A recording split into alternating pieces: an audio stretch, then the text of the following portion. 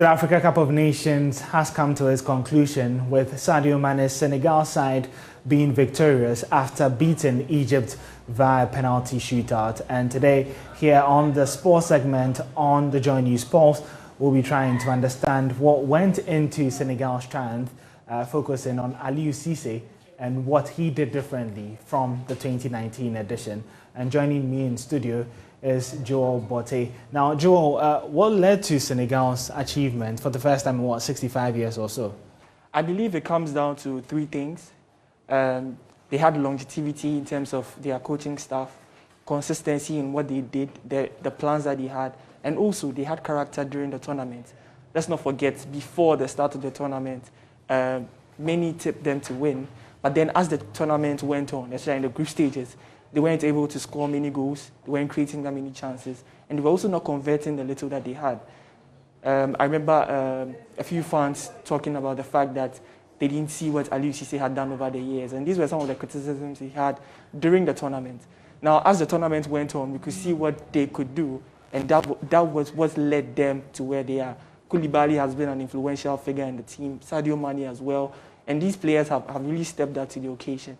With longevity, I believe that given the time that Aliou Cisse had, he was able to build a good squad over the years, and that's really helped them.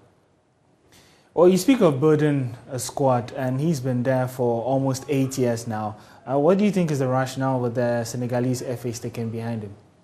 I believe when you look at the African continent, not many coaches get the opportunity to lead sides more than even 3 to 4 years, maximum 5 years.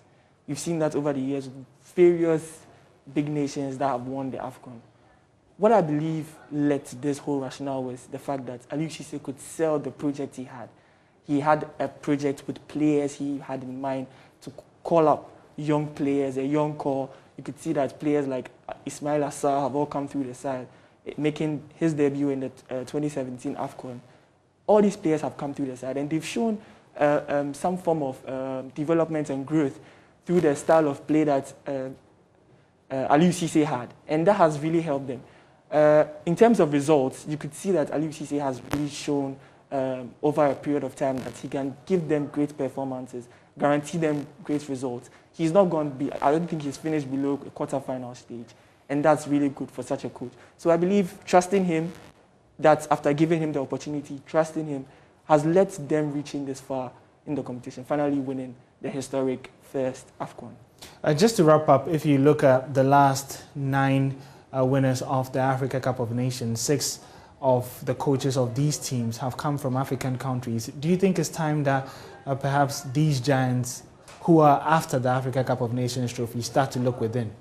I think that's dependent on several factors. Mainly, I believe your administrators have a role to play in it. If there's less interference, as we see with Senegal, and coaches given the opportunity to handle situations that are pertaining to the team, I believe that gives the coaches the opportunity to go far, because with less interference and with good and hard work, and especially a core of players, it makes it easy for you to manage teams. Now, no one likes to be interfered in whatever they have in mind. Let them do what they have to do. If they fail, fair enough. If they don't, that's fine.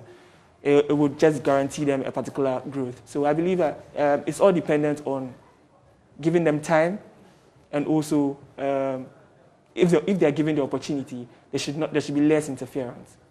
And also, with regards to Aliou Cisse and Senegal, the question of what next really points to that World Cup playoff against Egypt, and that's just a month away. Where do you see that heading with what you do know so far?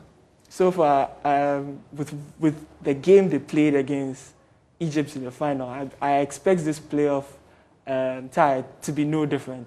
I expect the same intensity and the same high standard of play. The only thing that would make the difference, I believe, would be that Carlos Queiroz will be on the bench.